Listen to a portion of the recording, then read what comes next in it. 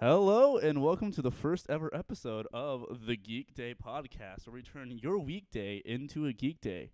I'm Robert, I'm Alex. and it is Wednesday, my dudes. Huh? Hey everyone, thanks for That's how we've started this? That's how we're starting this today. I'm sorry about that. But thanks for everyone popping by. Sorry we're a little late. We had a couple of technical difficulties. That's what we're gonna call them. We had technical difficulties. I call it traffic There was a lot of traffic and coming up. rain. And a lot of rain also. It was mist, and people don't know how to drive. It's true. That's true. And that's what happened. But Alex, it's been an eventful week, man. What you been doing? We look a lot better in this monitor than we do on that monitor. Do you want to switch it off next time? Yeah, next time we'll switch it off. All right, sounds good. Either way, because this one makes it look really dark. Anyway, sorry, go ahead. Anyway, what were you saying? that's one. It's been a very eventful week, man. What you been doing anything? You been watching anything? Playing anything? What's up? No, not this week because I've been super busy. So I haven't been watching anything in particular, but I've been really excited about all the news that's been coming out. Dude, there's been a ton of stuff coming out. I know we're going to talk about some stuff, but just if I can mention one thing. Yeah. That gave me like my nerdgasm this week. Yeah.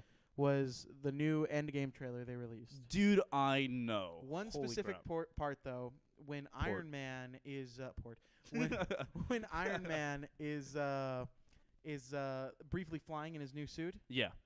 It looks so like 80s Iron Man. That you're like, I oh my god. I loved it. They're really hitting on nostalgia with that. Anyway, we're definitely gonna get to that, whatever. But I started watching a new show. Well, not a new show. It's a show that's been on Netflix for a long time, but I just never got to it. Have you heard of the Unbreakable Kimmy Schmidt? The Unbreakable Kimmy. Is that the one with the chick from The Office that no one liked? I think so. With the redhead girl. Yeah, whatever. yeah. Dude, that show is so weird, but so funny. Why are we talking about it on this show? Do you want?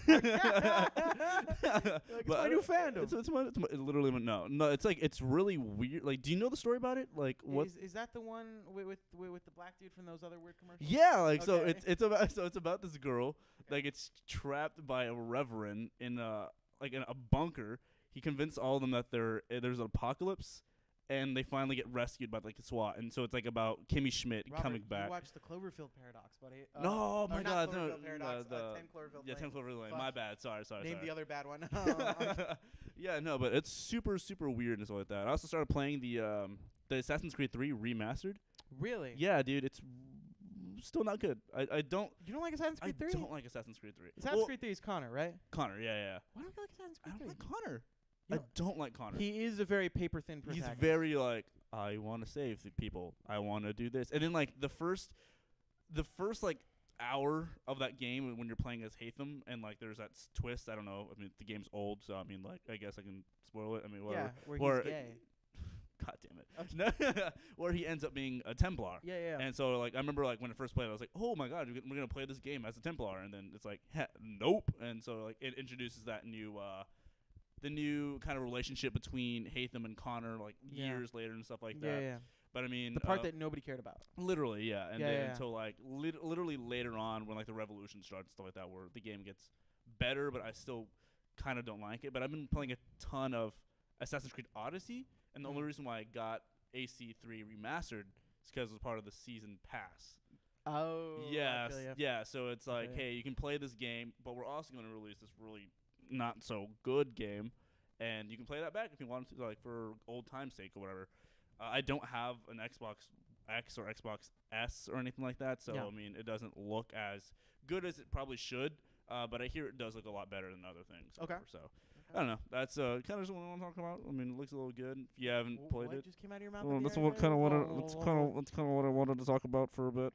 Okay. But yeah, let's get into our news stories, man. I mean, we have I'm super excited about all the shit that came out this week. Literally, there's some sad news. We're gonna start off with that. So there's sad news. There's sad news. Well, like the one article. Was that in the show notes? Yeah, yes, it was. Yeah. It was in the show notes. It's the Jason Schreier from Kotaku did an article about the anthem. It's not sad. That shit's funny. It's not funny. It's terrible. Hilarious. It's not hilarious. It's hilarious. Go ahead. Jason Schreier from Kotaku made this article that came out about everyone that was working on Anthem and their stress. So Anthem has already had a lot of controversy when it comes out. Real quick. Yeah. Maybe for those who don't know what Anthem is or don't care. Okay.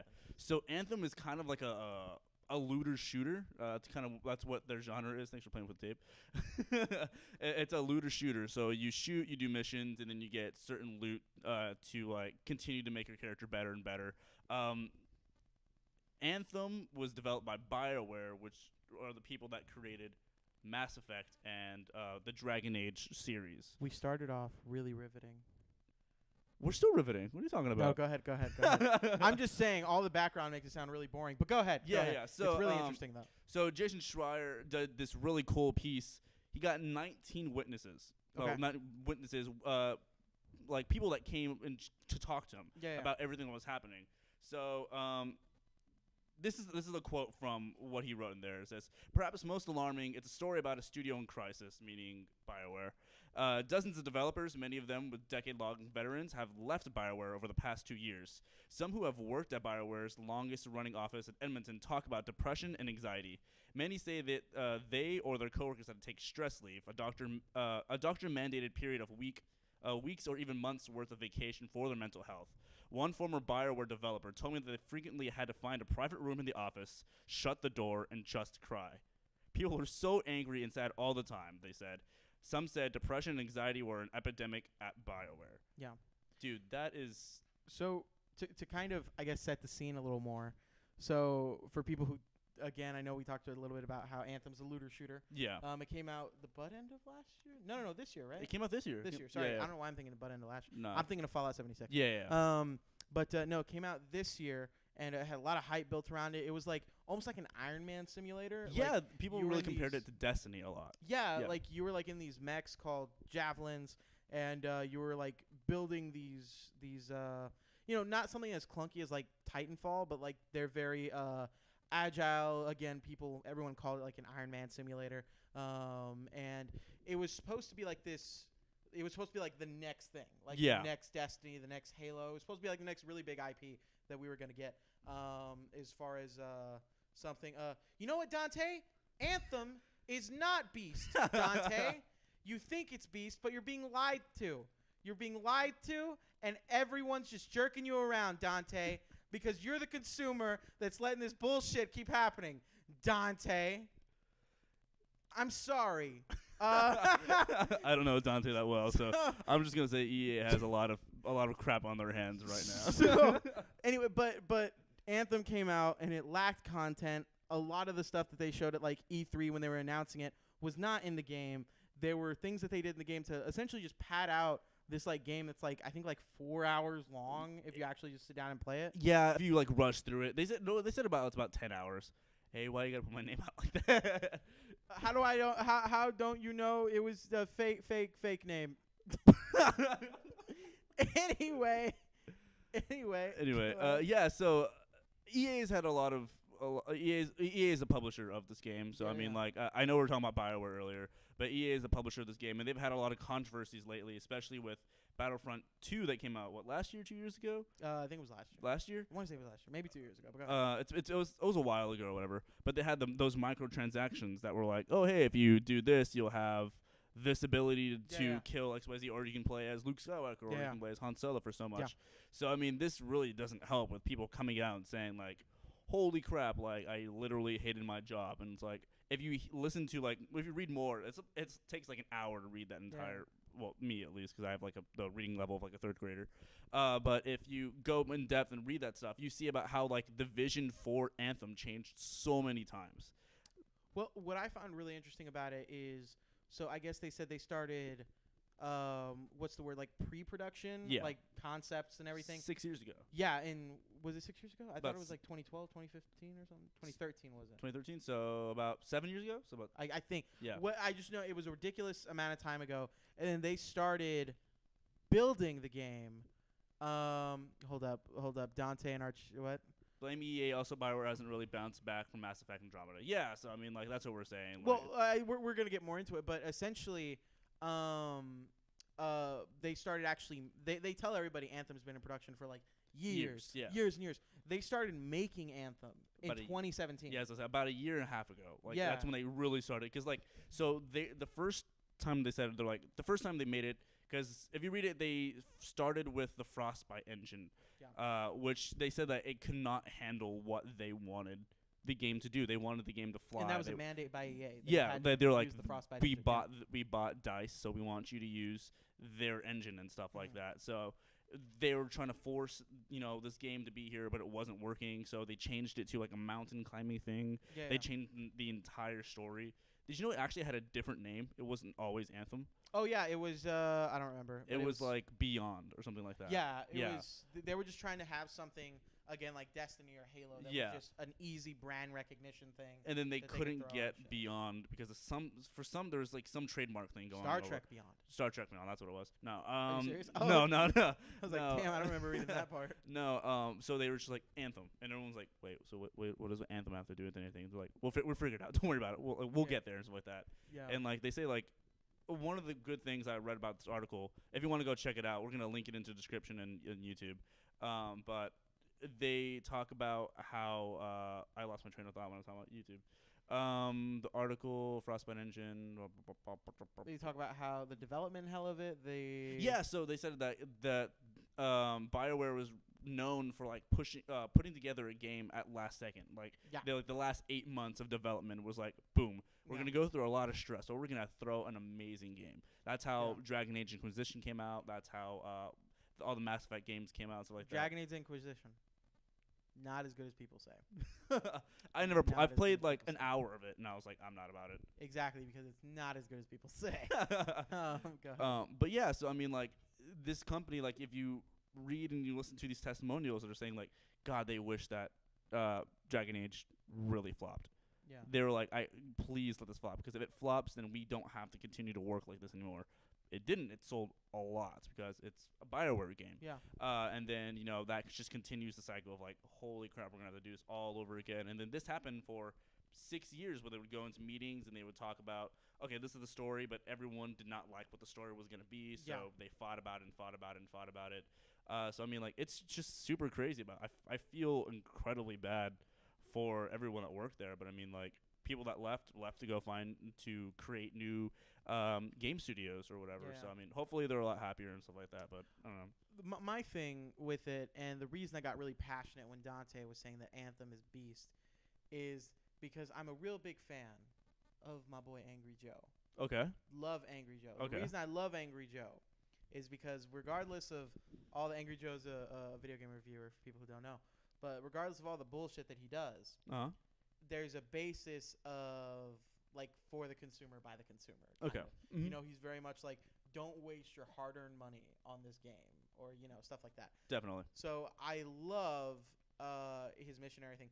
So like, and I believe stuff like that, because most people that play video games are people like in our age group. Yeah, definitely. We're working, maybe we're in school or whatever. So like, not everyone can go out and buy every single game that comes out. Yeah, it's $60. I mean, so it's $60, and then you're getting half a game, and then they're still trying to sell you. Like just piece by piece. There's DLC, there's skins, there's whatever. And the game itself, I'm not sure if you've played it. I haven't. Me and Willie, I didn't want to touch it. Me and Willie really wanted to get into it when we saw that it was coming out, and then when we saw that all the reviews came out, because I did the same thing for Fallout 76. Because I really wasn't excited for it, and then when the reviews came out, I was like, yeah, no, I'm not gonna do it. And then the same thing happened for Anthem, unfortunately. But I just think that it's great that this came to light. So people can, one, understand, or at least maybe get a glimpse into it. So, like, maybe they don't blindly support developers. Yeah, Because now it's happened twice with a big studio that everyone trusts, like Bethesda, and then now BioWare. And everyone always wants to blame EA, but if you look into the article, a lot of it was on the BioWare management side. Yeah. That they were just really, like, lollygagging. They're like, we'll get to the game. Don't worry about it. Like, I know we have no vision X, Y, Z, but trust me, we'll get to it. Yeah. They kind of went like, we always, like, do the Hail Mary pass the end and it works. Yeah, and obviously it didn't this time. But I don't know. I don't know. There's a lot of games I'm excited for. I rarely pre-order games anymore. Yeah. I mean, like, I think the last game that I pre-ordered was Assassin's Creed Odyssey, because that Assassin's Creed is a franchise that I will die for. Yeah. I love Assassin's Creed, and I love the new change of pace. Can't all be smart. The new change of pace with Odyssey. Did you play Odyssey at all? No, I'll be honest. I played Assassin's Creed 1 and 2. Love them. Played Brotherhood. I was like, okay, this is the same. Yeah. And then I played Revelations, and I was like, this is the same and garbage. And then I played 3, and I was like, okay, this is a nice change of pace. And then what was the next? Was it Black Flag? Black Flag was 4. Yeah. I played Black Flag. I liked the ship combat and everything, but for me, it was too much of the same, you know. And I think after Black Flag, I was kind of burned out. And then the next one that came out was the one that was like really buggy and was really notorious for being buggy. Well, yeah, so they did Rogue and Unity at the exact same time, Okay. which is really their big, because I mean, Rogue was the story before Unity. Yeah. It leads like immediately into Unity. Yeah. And then Unity was the completely buggy one. And like Okay. I played it. It was really interesting because like that was the first Assassin's Creed and they haven't done it since. But where you could create opportunities to make assassinations. So it's like if you want to go through that window over there, you can go untie this and we wait like 30 seconds and it'll fall. Like kind of like Hitman. Yeah. It turned it really into a Hitman sort of game. See, so my thing with Assassin's Creed in general is for me there's never been enough innovation from game to game in the ones I've played. So I kind of fell off of it. Like for example, one that just comes to my mind because I'm a nerd is like the Arkham games. Like the Arkham games, I feel like was enough of the same, but had enough to where it iterated on itself each time to where it was interesting. Yeah, okay. I just never got that with Assassin's Creed personally. So what I was saying about the new one, they kind of did with Origins. Like with Origins, it was basic. It was very, very basic. But like they completely improved on to Odyssey, where they have the different like actual like role play, the RPG system, where like okay, if you want to be an assassin, you can be a huntsman, you can be a warrior. So you can really tackle like any sort of one of those groups. Yeah. I mostly did assassin and hunter. So it's like if you want to have a bow and arrow that shoots X, Y, Z like 3 times more or whatever, you can do that. They changed the combat from just mash X, occasionally hit B or whatever. We're on Xbox. I don't know because they were like, oh, X isn't. No. Who cares about PS4? You can get the fuck out of here. What does he say? Assassin's Creed was a cookie cutter until Origins fell back into repetitive style with Odyssey. Dang, Dante's coming for you. Also, I was going to talk about it. Dante, the other thing that Dante had said was that a lot of EA games are cookie cutter and they refuse creativity, which I agree with. I don't think anyone's going to argue that EA is not shitty. But but in this case, I think a lot of it was on BioWare. Yeah, definitely would say that. As far as Assassin's Creed, Dante, I agree with you. I think Assassin's Creed has been cookie cutter for several years. And Robert likes them because Robert likes security and doesn't like change. Cassandra's a good character. That's all I'm going to say. Cassandra's a great character. Cassandra's the first character that I've liked since Ezio. And that's not a lie. Like, there's so many different things you can do. Anyways, because you can play as Cassandra. I was tired of Ezio by Revelations. Well, of course, that's 3 games of just like Ezio. Like done. Once you get to Assassin's Creed Odyssey, I'm okay with 47 more than I'm okay with Ezio. And 47 literally has no personality. Anyway, but yeah. So I think to wrap up the Anthem side of it. Anthem was Connor was not dope. Connor was not dope. He had no personality, Dante. Who are you? Why? You're like, Anthem's dope. Connor's dope. Iron Man 2 was the best one. Well, where are these opinions coming from? Why? Robert, let's transition. Let's get to the next story. Let's get to the next story. Well, what else happened this week, Robert? So we also talked about. We're also going to be talking about how Mark Hamill announced that he will now be the. Stop it! Oh, you told me to stop using your name. Is that what it's going on YouTube? It's already YouTube, recorded. Man. I'm sorry, buddy. Yeah. So Mark Hamill announces that he'll be the voice. Keep it up. I'll say Chucky. your last name. So an article by Ale Russian. That's from People Magazine. That's how I'm gonna pronounce it. It kind of just lays out what this video that Mark Hamill put out saying that he's going to be Chucky. He said, hello, it's Mark Hamill here, and if you're wondering who's going to play the voice of Chucky in the new Child's Play, you're looking at him. I can't wait to bring such an iconic character to life and present him in a way you've never seen him before. Child's Play this summer, we're going to have some fun, and remember, he's more than just a toy. He's your best friend. And then he gives kind of like a really weird look at the end, like kind of a little Mark Hamill Joker look. Yeah, I'll be honest, I didn't watch the video. You didn't watch the video? No, I didn't watch the video. I just read the news. Okay, cool. And I was excited. So this trailer shows Aubrey Plaza, which I really think was a really interesting casting choice. The trailer for Child's Play? Yeah. It's garbage. I don't know. I haven't seen the original Child's Play. I am a little bitch when it comes to scary movies. Wow. I literally am. Yeah. No, when I was younger, Chucky was like the biggest thing I was afraid of. Dude, like, I know you had that haunted Woody doll, so like. So, I love the Child's Play movies. I think the first 3 are really fucking dope. I think Bride of Chucky is really fun. As a Hot garbage. I know who's saying hot That's garbage. Tyler. Oh, that's Tyler. No, nobody likes you, Tyler. Do you guys think a little bit of the Batman animated Joker will come out as Chucky? I do think so. I haven't heard Mark Hamill do any other voices. Really, he does well. A lot of the voices that he does that I'm familiar with are a lot of like DC stuff. Yeah. Like so, I think what Mark Hamill brought to the Joker in like the Arkham games, because in the animated series he's very he's got to be kind of kid friendly a bit. Yeah. And then when we got to the Arkham games, he could do whatever he wanted basically with that character. So he came off as a lot creepier, a lot more deadly, I guess. But demented, I guess. So unnerving, I think, is the best way to put it. And I'm excited to see that come into play with him being the new Chucky, because I was a big fan of Brad Dourif, I believe I'm saying his name right, who was the original voice actor for Chucky. Mm-hmm.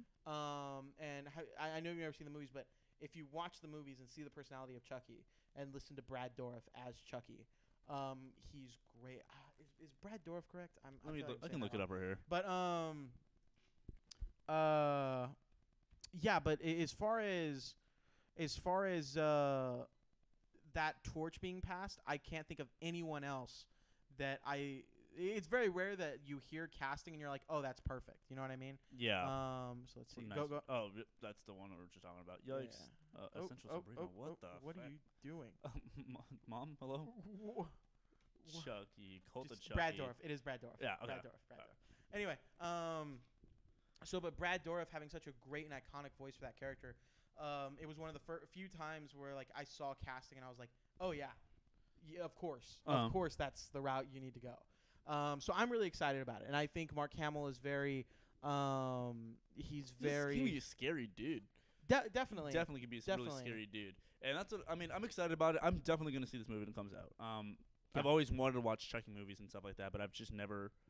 It's never been like, oh yeah, let me go watch this, or let me put my time to go watch this. This you is should actually watch the original first. The original Chucky. I think you should watch like the original one first. Because I know this one, they're not doing a. I hear they're not doing a demonic turn with this one. Yeah, because the original one was spoilers for Chucky. Yes, Mark Hamill did play a villain in Flash, Dante. But in the original one, he was like, I don't remember if he was part of like a cult or he was just like, is it Satanist or something like that? Yeah. But he did like essentially like this incantation or spell or curse or something where he was dying and he passed along his consciousness to the closest thing to him, which was a Chucky doll, 'cause he was in a chase with the police. And so his soul and his consciousness was in that doll. So it was very like this demonic satanic ritual that transferred him over. Okay. And I think in this movie, from what I understand, they're going from like it's almost like a AI gone bad. Yeah, that's what I saw. Yeah. I don't know. Like my big thing is Aubrey Plaza. I mean, like I've never seen her in anything that's not funny. I know she did that Something Goes West. What's that called? I don't know. Ingrid Goes West. That's what it's called. Okay. And it's kind of like it was kind of like a thriller where like she played a girl that was obsessed with another girl. Okay. That was like, hey, like I want to be your best friend. Help me become famous on Instagram or whatever. Yeah. And that's the only thing I've ever seen her deviate to something else. And like, okay. I just think it's a really weird thing to have her playing a 34-year-old mom. I mean, if you would have told me, I think this is what everybody would say, but if you would have told me like, dude, the Noise guy from Key and Peele is gonna make one of the best horror thriller movies of this decade, I'd be like, no. So I don't know. I don't want to give her that much credit, but I'm saying like I like that people can take chances like that with casting, and also Chucky. If you haven't seen the originals, they're kind of scary, or they're trying to be scary. But they're lighthearted as well. They're kind of fun. As weird as that sounds.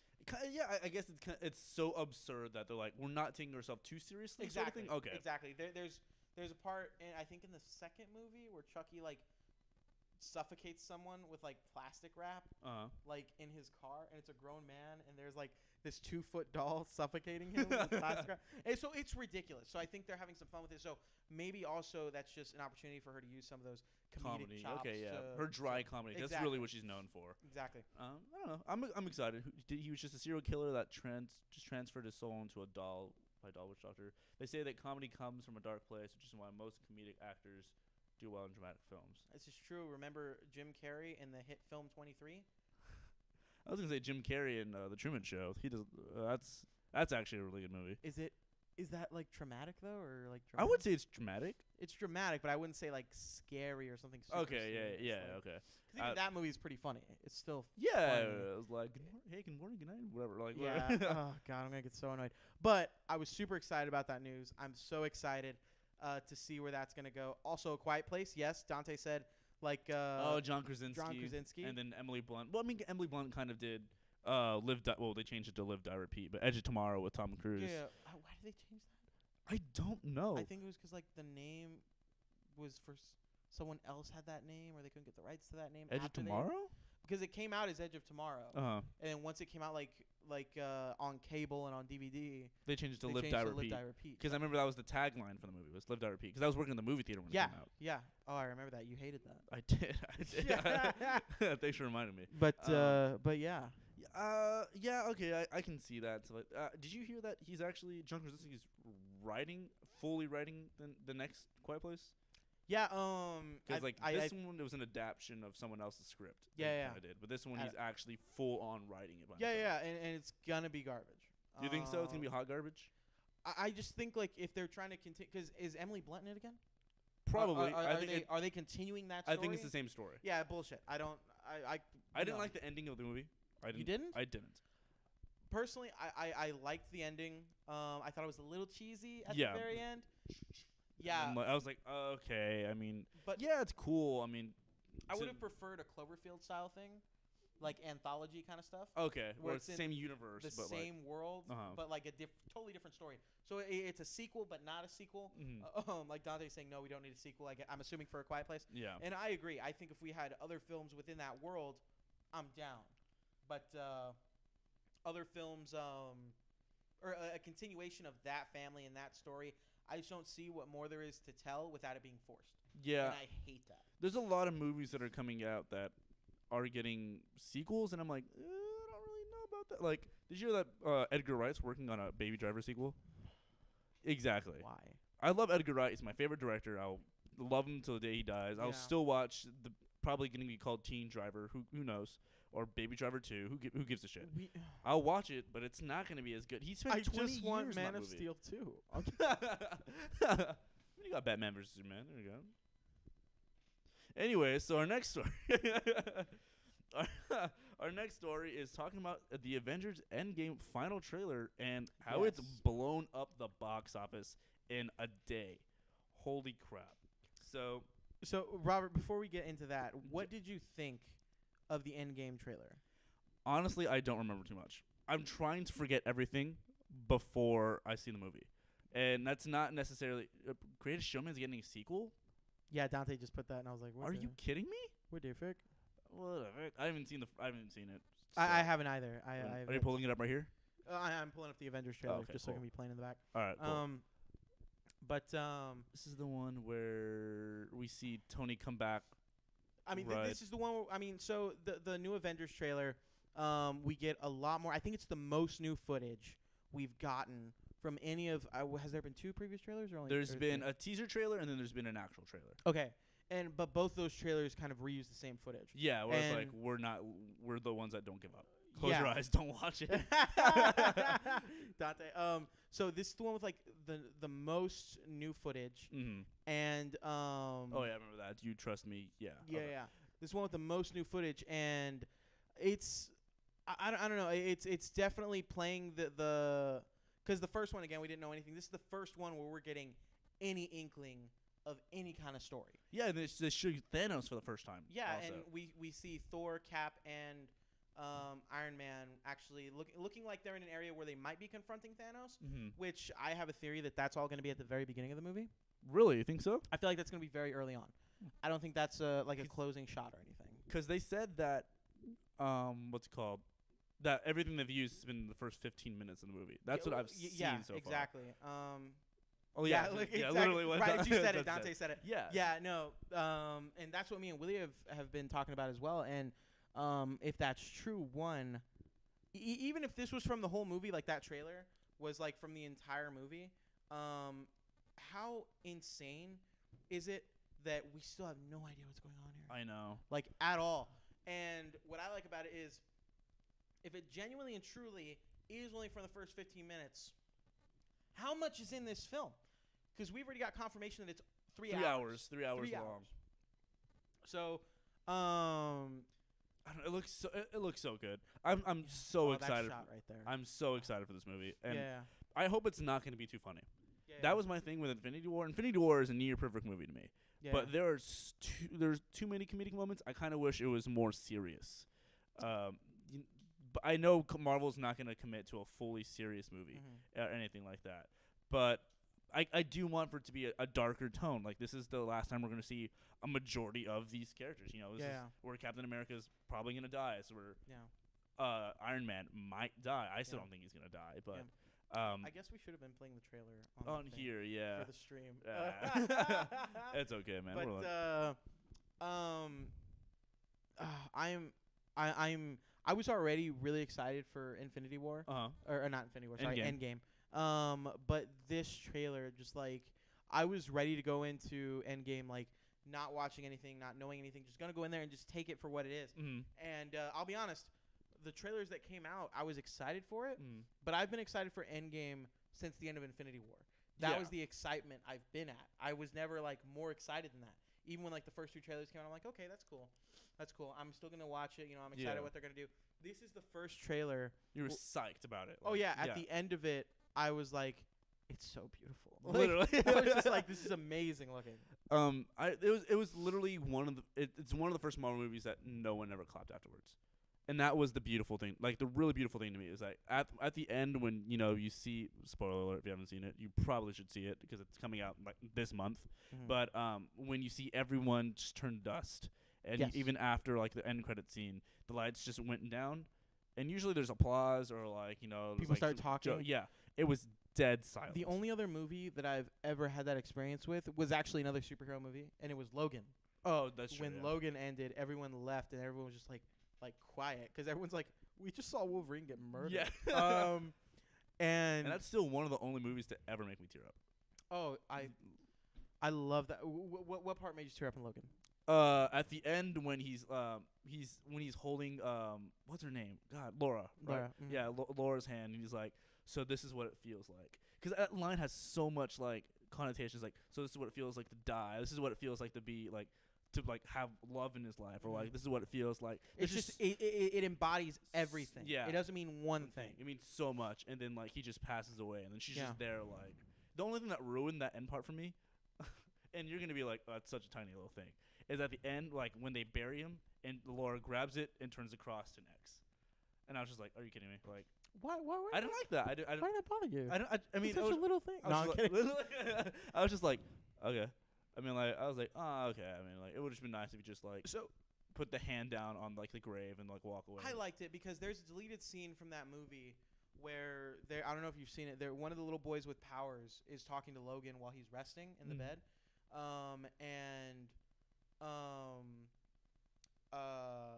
he's resting in the bed, and the little boy is asking him about the X-Men, and Wolverine's like, a lot of that was, like, embellished or made up, because remember they had the comics in that movie. And he goes, was Sabretooth real? And he goes like, oh, yeah, Sabretooth was real. And, like, he was kind of talking to that kid. So it reinforced that these kids see him as, like, the comic superbook hero. Superbook hero. Comic book superhero. Yeah. Sorry. And, like, to them, he's, like, elevated. Like, he's like God or something to them. So the fact that at the end she turns it was kind of like one of those things, almost like the end of The Dark Knight Rises, except good, where they were like, oh, he means something more than just what he thought he meant. Oh, okay. You know, that's how I saw it anyway. But yeah, for me it was when Professor X gets stabbed. Oh yeah. And then Because he thinks it was like he thinks it was low. Yeah. and he's talking to him, and he's having this great conversation with him, and he gets stabbed, and then there's a part where Wolverine's taking him out, and he's like, no, we're gonna get out, we're gonna get out. You're fine. He's like, no, don't worry about it. And he's like, I gotta go home and watch Logan again. God, I know, right? I'm tearing up right now just thinking about it. That movie's so good. Anyway, but Endgame. What are your hopes for Endgame, Robert? Like I said, I don't want for it to be too funny. I want for it to be serious, and I want to see a majority of the characters come back, but not too many. I have a feeling that only like 3 people are gonna die. I don't think too many people are gonna die because I think there's too many people that are just coming in. You know, Black Panther. Black Panther. I can't talk today. My allergies are killing me. Black Panther's not gonna die. Shuri's not gonna die. I don't think Iron Man's gonna die. I don't think Thor's gonna die. We know for sure Captain Marvel's not gonna die because the Russo brothers and Kevin Feige have already said, "Oh, she's going to be the new head of the Avengers." Spider-Man's not gonna die because he has a movie coming out. That's literally supposed to be like hours after Endgame. So I mean, I think only Captain America is really going to die. And I'm so excited to see him die. I'm so excited, dude. I'm so excited to see him. Like, it's not that I'm excited to see him bite it. You know what I mean? Like I want his old man brains on the ground. Curb stomp, American History X style. I want Thanos to fart in his face, defecate on his corpse. Jesus. Like, no, he's going to get absolutely shit on. And it's going to be really interesting, and I'm really excited just to sit down, watch 3 hours worth of just people crying over the loved ones they've lost, and then, like, we're going to get them back. And they're saying there's going to be a lot of time travel in this. Mm-hmm. So one of my major hopes is that they don't create too many plot holes with that. Yeah. Where it's like, oh, we're going to go back and change that. Like, oh, why don't you go change this also? That would help X, Y, Z or whatever. Like, oh, why don't you go save Quicksilver, you know, like in Sokovia or whatever. Yeah. For all the comic readers, that battle between Cap and Thanos will be in the movie. I didn't read Is that confirmed? Is that confirmed, Dante? Or are you just do you work at talking out of your comic book ass? Okay. Are you Kevin Feige? Or are you? I want that to happen. By the way, so in the comics, there's a point where Captain America goes toe to toe with Thanos. Like, clearly, Captain America's not anywhere near as powerful as Thanos. Mm-hmm. And the whole point of that is just that Captain America's standing up to Thanos because he's gonna stand up no matter who it is. So. Yeah, that's what Dante's referring to, and if that is in the movie, I want that to be in the movie so bad. Like that's, I really want Captain America to die. That sounds so bad, but like, because you're a huge Captain America fan, but like, yeah, but you're like, I want him to die. Like you want to have that good death. Yeah, exactly, and I want him to have that hero send off, and like, he's someone who's not happy. Yeah, you know, he hasn't been happy for a long time since he came out of the ice, right? Yeah. And he, in that way, he's very tragic, and I feel like they haven't hit on it a lot since Winter Soldier. They hit on it a lot in Winter Soldier, like how tragic of a character that actually is, and then not really much after that. Which is why I feel like I lost a lot of like what I really liked about Captain America from the Winter Soldier. I feel like hopefully we get that send off where he gets his last fight. He does the thing that he's meant to do, and then he leaves a legacy. He's respected. He goes out like a fucking champ. And, you know, that's what I want for Captain So what I would love is that – so wait, before I say this. Go ahead. Who would you – because I think obviously someone is going – Winter Soldier, which Robert refuses to see. It's not that I refuse to watch it. It's just that I just don't have the time to do. Tyler, that's Tyler, right? It's Tyler, yeah. Tyler, why don't you convince Robert He's definitely tried multiple times to do one of these nights we'll come to my apartment, we'll get some beers – we'll chill out. Dante, you can come too, so you can meet Robert. Hey. We'll all come. We'll drink some beers. We'll watch Winter Soldier.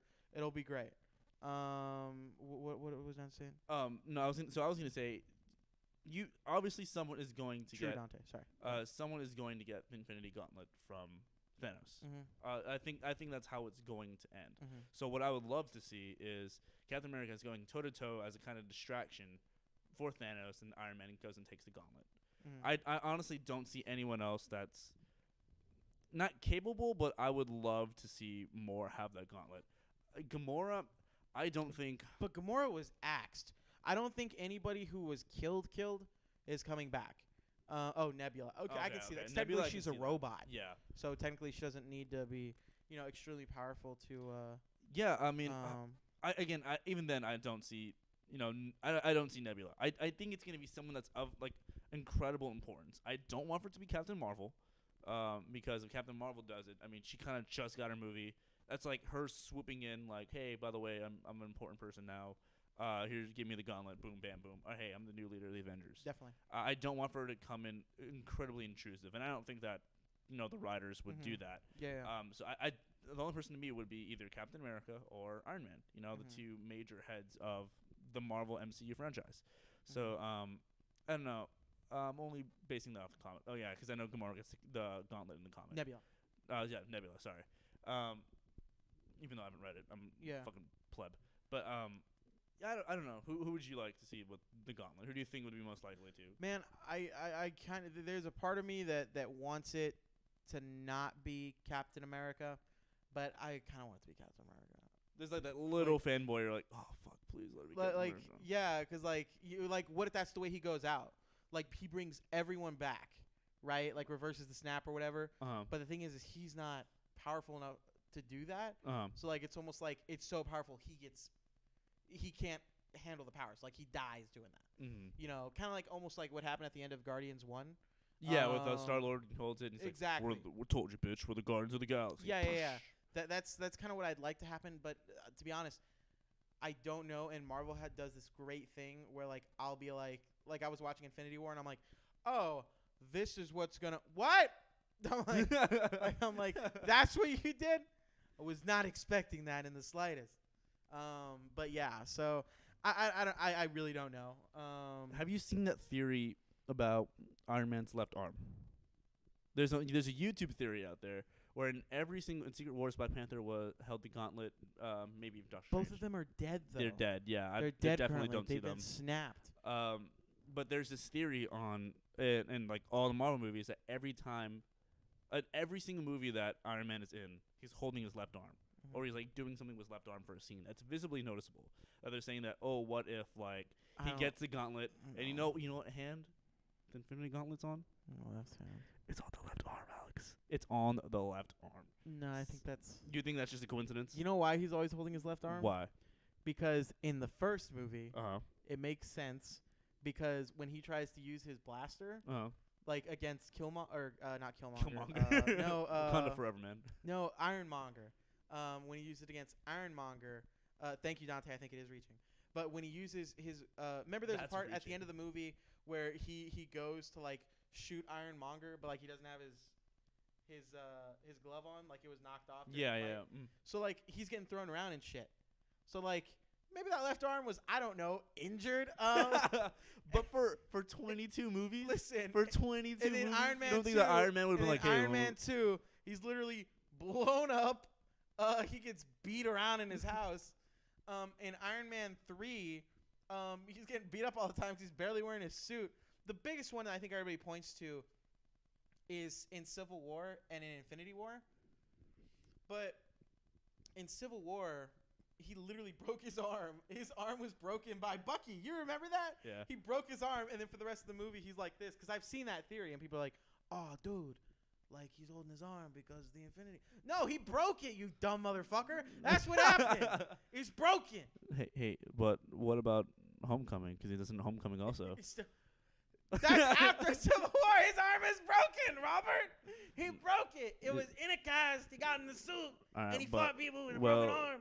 But it's broken. Well, when he has the gauntlet and Endgame, and it's on his left arm because that's what the gauntlet's on is the left arm of Thanos. Robert, I'm going to be like, Robert, laughing my way all the way to Robert. bank. I will bet you $20 right now. Robert, what? Let me see. Hold up. Like, do I have $20? Robert. Alex. If that's the case, if it has anything to do with his left arm and he holds the gauntlet in his left arm, Robert, if it has anything to do with that stupid shit that you just said, I will hug Dakota. Oh shit! Wow, I will hug Dakota, and I will apologize to Luke for being mean to him in high school. Okay. It's on camera right here, right there, on camera. All right, there we go. Handshake. That's a big thing for me, by the way. For those of y'all who don't know, that's how much I think that's bullshit. No, that's gonna happen, and No. you're going to be sending some text messages pretty soon. No, not at all. But so yeah, let's talk about the. I'll send it to his expired Twitter account. He'll never see it. Let's talk about how many what it broke, man. So Yes. Fandango reported that Avengers Endgame has notched the best first day U.S. sales record.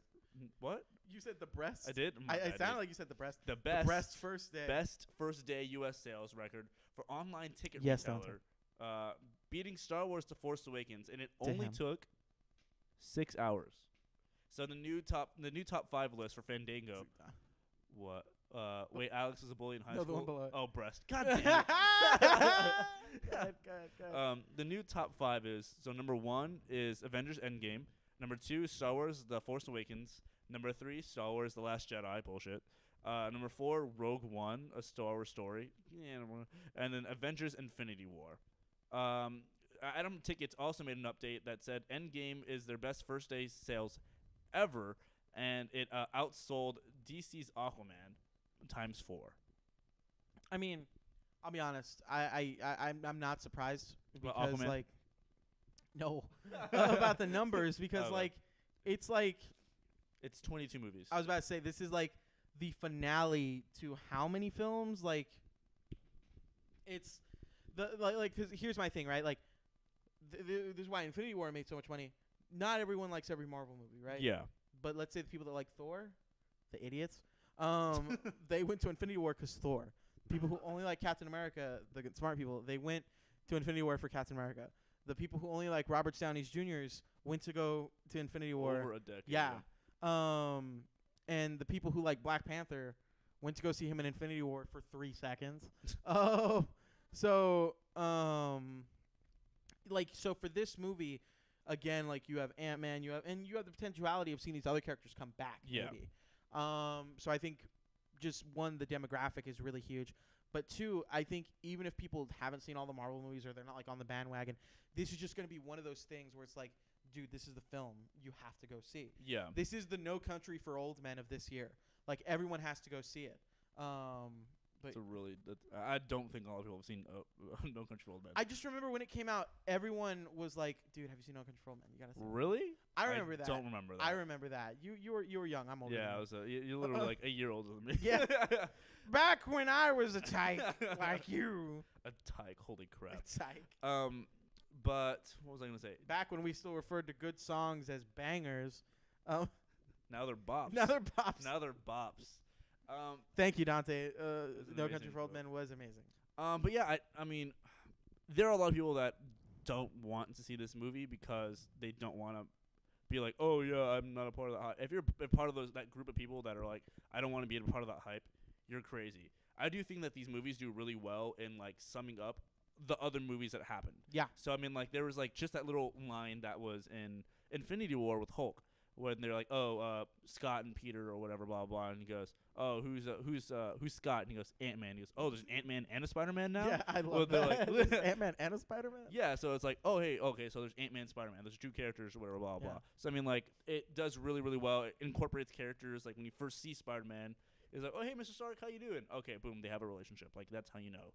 Yeah. So, I mean, there's a bunch of really good stuff that I think that they really do well, that people even that haven't seen the movies that are going to go see these movies. Like, we bought 16 tickets. 17 according to Dakota. 17 tickets, according to Dakota. Also, Dakota, if you're watching this, where's the camera? What do I look? Right there. Stop texting me. And it's not because I don't want to hear from you. It's because every single time you've texted me, I have been with a very nice and beautiful lady. I'm having a great time, and you ruined my time. So do me a huge favor. Next time you're thinking about texting me, wait like 24 hours, then reconsider it, and then text me. Okay? Or just tell Robert to text me, because I'll be a lot less annoyed if he texts me. Also, I don't know who can glue the soles onto your Spider-Man suit. Is that really what it is? He asked me that the other day. The soles into a Spider-Man suit? Like, because some people get, like, swim shoes. Yeah. Like, to put on the end of their... So, like, Actually, not walking Dante might barefoot. be able to do that. Dante, do you know how to do that? You let me know if you know how to, like, glue the soles onto, like, a Spider-Man suit. Maybe I can send my buddy over to see you. I'm going to pull this up right now so when we talk about it. But we can still talk about Endgame for a little bit more. No. I've been waiting. You've been waiting for this? Waiting All for right. this, So this is the big thing. So the big final story of the day, everyone, besides Dakota ruining my life, is the new Joker teaser trailer. Let me pull up to this other one. There we go. Oh, hey, let me hide that chat real quick. Bring this up right here. Sorry. full screen. Full screen. All right, there we go. Holy crap, man! This trailer looks intense. Did you want sound on it or not? I mean, do they also hear the sound? They could if they want. Yeah, just All do right, it. bring that sound a bit right there. So My mother always tells this me. trailer. If I can give my initial to thoughts. smile. Definitely go ahead. At the beginning of this trailer, when I was first watching it, I was like, oh, this is really different. I don't know how I feel about it. But as the trailer went on, I was like, you know what? We've had Heath Ledger. We've had people go way too different and do the Jared Leto thing. Yeah. And I'm just so excited that it's a movie that's focused on Joker. It's obviously a very different Joker.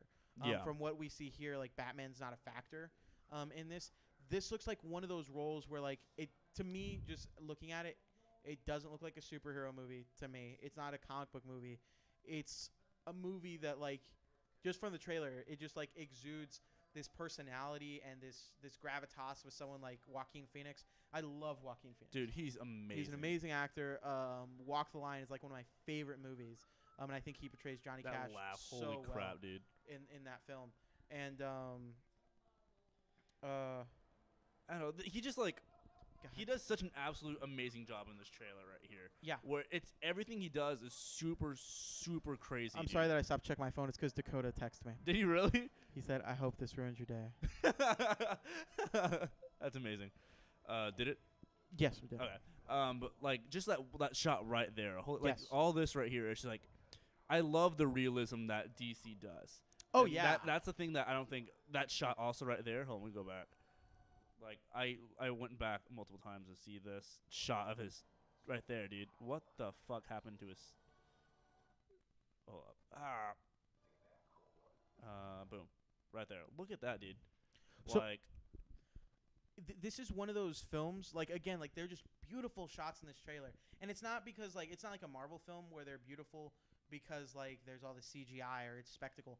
This is practical stuff right here. Exactly. It's beautiful just because, like, the framing of the shot, the actors that are in the shot, the things that they're doing. This is one of those films where, again, the film hasn't come out. We haven't seen too much of it. I don't want to toot its horn. But just from what it's showing me, it's a film that, especially Joaquin Phoenix, is taking itself very seriously. Yeah, it's in not what like they're a cop out or whatever. It's not like Bill Murray and like any. Yeah, Like, it's not just like a throwaway film. Like, it feels like this dude, like Joaquin Phoenix, saw the script and went, "I'm gonna win an Oscar for being the Joker." Like, that's what it looks like they're attempting. yeah. But all of this, I love it. I love the visual style. I love these shots. They're weird, but like they just like make so much sense in a way. I don't know how better to explain that, but Do you remember when they first released the first pictures of the Joker and everyone's like, I don't really know what to feel about this, or Yeah. like, I love it. I mean, like, yeah, I mean, you can obviously see like it takes hints from Jack Nicholson's with the Yeah. wardrobe, and then it takes hints from Heath Ledger's with the makeup. But it's something just completely different all on its own, where it's Yeah. like the song in the background is just like. It kind of reminds me of like of Logan when they had Yeah. Hurt by Johnny Cash. and that's what Dante's also. Logan, not a superhero movie, but a tragic tale. Of an Yeah, exactly. Yeah, okay. That's how I feel about it as well, Dante. Like, and I think maybe that's like one of the best ways to categorize what I'm seeing is like it feels like, again, like Logan, like something that everyone clearly had a love for. Yeah. Like there was so much passion in that project.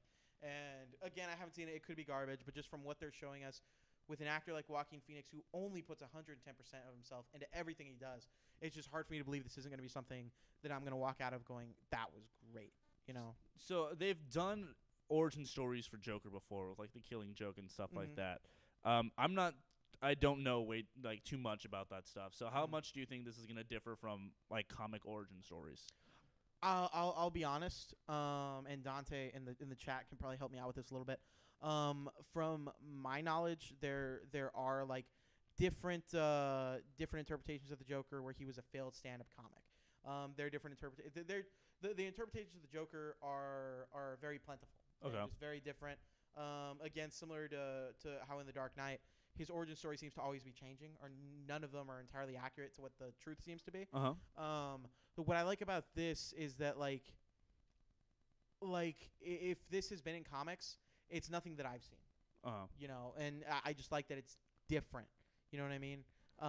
It seems like it has a flavor all its own, a style all its own, and it's nothing like I'm not looking at any of this and going like, oh, this is clearly the Killing Joke. Oh, this is clearly based off Arkham. Oh, this is clearly a Heath Ledger copycat.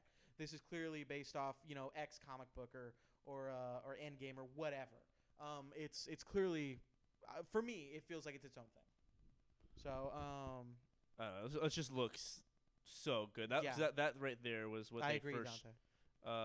Hold up, right here when he throws the mask. This whole subway thing was what was leaked. Yeah. Where I was like, okay, put him there like that, and you see him smiling. Mm-hmm. I think I'm going to enjoy the later parts in the movie more than the beginning parts. I don't know. I like the descent into madness is really good. Go back to that part right there. Which one? The cigarette smoking part. Here, see if this is. Ooh. For some reason, I love this shot. Right there? Yeah, it's just like I don't know. I love that shot right there for some reason. It just like I don't know. It like encapsulates a character that's like doesn't give a shit. You know? Yeah. Like, I don't know. I just really like that. That was a visual that really stood out to me in this trailer. So you can tell by like just this trailer. I'm gonna go back to over here. Go ahead. But you can tell that this trailer is already pretty disturbed. So I mean, like, I'm really interested to see like to what extent they like really take his madness to. You know what I'm saying? That like, is he going to be disturbed completely disturbed the entire movie? Is he gonna be in and out or whatever? You know, that kid is Bruce Wayne. I bet money. I don't know. That'd be interesting. That. I don't think they're gonna hit Batman in this movie at all. I don't think so. I think maybe because obviously the character piece. We have hints of Arkham in there, but it's not Arkham Asylum. It's Arkham Hospital. Right? Arkham General Hospital or something like that. Which makes sense in something that again is trying to be more grounded.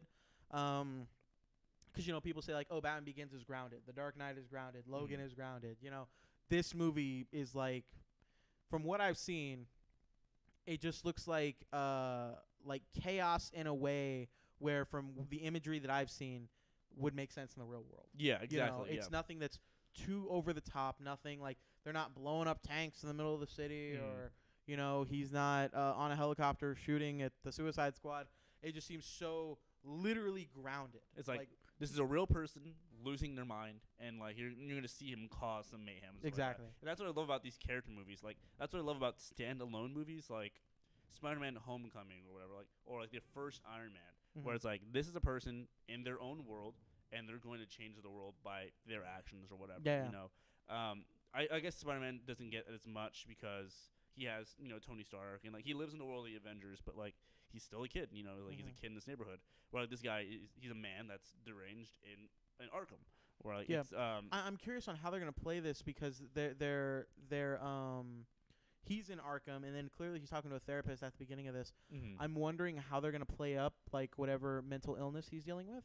Like, if it's just, like, maybe schizophrenia, or maybe he talks to himself, or maybe it's something. Because, I don't know, the hints of him in this trailer, it almost borders along, like, almost like, I don't know, like, maybe, like, autism or something. Like, he seems like he's very meticulous. He's very... I don't know. I'm just really interested on how they're going to go about that, and also how tastefully they're going to go about that. Because that could rub people the wrong way. I was gonna say that definitely could be like someone's gonna be like, oh, so you think that all people with autism are like that's exactly. not the thing. It's like, and again, I don't know if that's what's happening, but that's like the vibe I get. Like it's not just like, oh, he's mentally ill. It seems like they're going for a specific type of mentally ill in some way. Oh my God, I messed with the overlay for a bit. Yeah, I was like, what happened right there? It's okay, man. Hey, don't worry about it. But yeah. Yeah, I'm super excited about this movie, man. But do you have anything else you want to talk about before we wrap things up? We're heading a little over an hour right now. Yeah, so. no. What is it? Dissociative personality disorder, I think. So Dante, you're saying dissociative personality disorder is what you think is it's kind of showing, which I trust Dante. Dante's like what are you, Dante? Like an EMT, or you do something where you shit on me because I smoke cigars. But some health thing. Yeah, no. But as far as No, I mean, I think I the only thing I do want to say is I thank everybody who kind of just dropped in or who watched. Like I know Tyler and Dante were here. Dante I know was very vocal, and I love it. Dante's always really vocal. Hey, Justin. That's Justin Forrester. Who's Justin Forrester? He went to high school with us. He went to high school with us? I don't care. Yeah. Wow. I'm kidding. I thank you for dropping by. No, but I'm just saying, like, I appreciate everyone who kind of dropped by and everything. Thank you, Justin, for coming in at literally the butt end of the show when everything's done. Thank you. He came in when closing time was already playing. That's how I end my streams. What? That's how I end my streams. What do you mean? Playing closing time. What I was going to say before I was disappointed. It's closing time. I thank everyone who dropped in. And, yeah, I think, I mean, some of y'all who watched it, let us know. And we'll probably ask some people if you think, like, an hour is a good time or a good kind of, stopping point for it. Or if you do like something that's a little more long form. I mean, I don't think we're necessarily trying to get to an hour. I think we just kind of talked about all the things we want to talk about. Yeah, and then we'll see what it is. But I know for sure, like, we don't want to go too long to lose people or whatever. But definitely. Yeah, so, I mean, y'all's input really helps. Hit us up. All of our social media is right above us. You got Break Time. You got that's the name of the production company is Break Time Productions. But you got the Geekday podcast at name. You got Alex's and you got mine up there.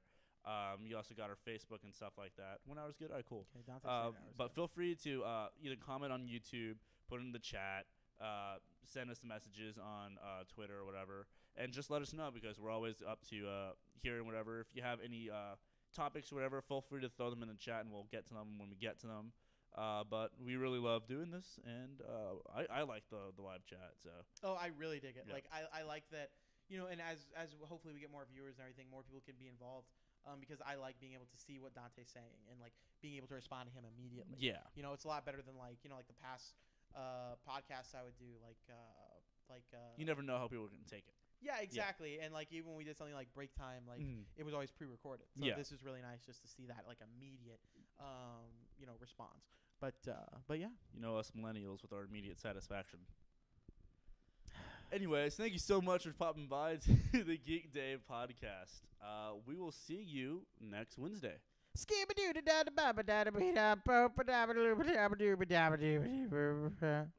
All right, bye.